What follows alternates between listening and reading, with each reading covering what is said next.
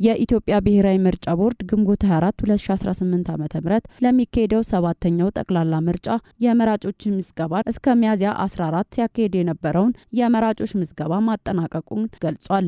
በሂደቱም ምንም እንኳን መረጃዎች ከተለያዩ ክልሎች ተጠቃለው ለቦርዱ ባይደርሱም እስካሁን ባገኘው መረጃ ከ50 ሚሊዮን በላይ መራጮች በዲጂታልና በማኑዋል መመዝገባቸውን የቦርዱ ዋና ሰብሳቢ ሜላትወርቅ ኃይሉ ለመገናኛ ብዙሃን ገልጸዋል።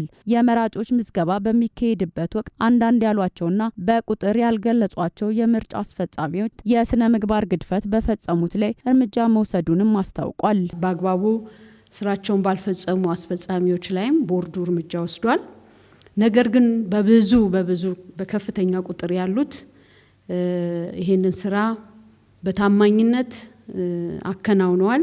ከ70 ሺህ በላይ ለሆኑ የምርጫ አስፈጻሚዎችም 1 ቢሊዮን የሚጠጋ ብር ቦርዱ ከፍያለው ብሏል። ቦርዱ አጠቃላይ 195316 አስፈጻሚዎች እንዳሉትም ጠቁሟል። በአሁኑ ጊዜ ወደ 1 ቢሊዮን የሚቆጠር ብር ክፍያ ለምርጫ አስፈጻሚዎቻችንን ከፍለናል። ከ70 ሺህ በላይ ለሚሆኑ ምርጫ አስፈጻሚዎቻችን ያው ለቀሪዎቹ የዳታ ማጣራት ስራ እየተሰራ ነው። የኢትዮጵያ ብሔራዊ ምርጫ ቦርድ የሰላምና ጸጥታ ችግር አለ ብሎ በለያቸው አካባቢዎች ከፖለቲካ ፓርቲዎች፣ ከሲቪል ማህበረሰብ ድርጅቶችና ከክልል የመንግስት አስተዳደር አካላት ጋር ውይይት ማድረጉንም ገልጿል። እነዚህ ባለድርሻ አካላት 7ኛው ጠቅላላ ምርጫ የሚካሄድበት አስቻይ ሁኔታ እንዲፈጠር በተለያዩ የምርጫ ጣቢያዎች ያሉ ሁኔታዎች ላይ ምልከታ ማድረጋቸውንም ጠቁመዋል። ከፖለቲካ ፓርቲዎች ጋር በነበረን የውይይት መድረክ በእነሱ በኩል ደግሞ የሚቀርቡትን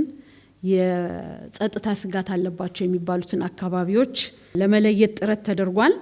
ይህንን ጥረት በማድረግ በመለየት በየተለያዩ ቦታዎች ክልሎችና ምርጫ ክልሎች ተዘዋውረው በመሬት ላይ ያለውን የጸጥታ ሁኔታና በዚሁም ጎን ለጎን አስቻይ የሆነ የፖለቲካ ምህዳሩንም ጨምረው የሚያዩ ቡድን አጠናክሮ ቡድን አደራጅቶ ቦርዱ ከሚቀጥለው ሳምንት ጀምሮ ይልካል። ብሔራዊ ምርጫ ቦርድ አሉኝ ከሚላቸው 48829 የምርጫ ጣቢያዎች ውስጥ የተዘጉ መኖራቸውን የቦርዱ ዋና ሰብሳቢ ሜላትወርቅ ኃይሉ ጠቁመዋል። ይሁን እንጂ ተዘጉ ያሏቸውን የምርጫ ጣቢያዎች በቁጥር አልገለጹም። ካሉን በጠቅላላ ወደ 48829 ምርጫ ጣቢያዎች ንዑስ ጣቢያዎችን ጨምሮ ማለት ነው በአንዳንድ ኢሬጉላሪቲስ በተወሰኑ ምርጫ ጣቢያዎች ላይ ውሳኔ ተወስኖ የተዘጉ ምርጫ ጣቢያዎች አሉ።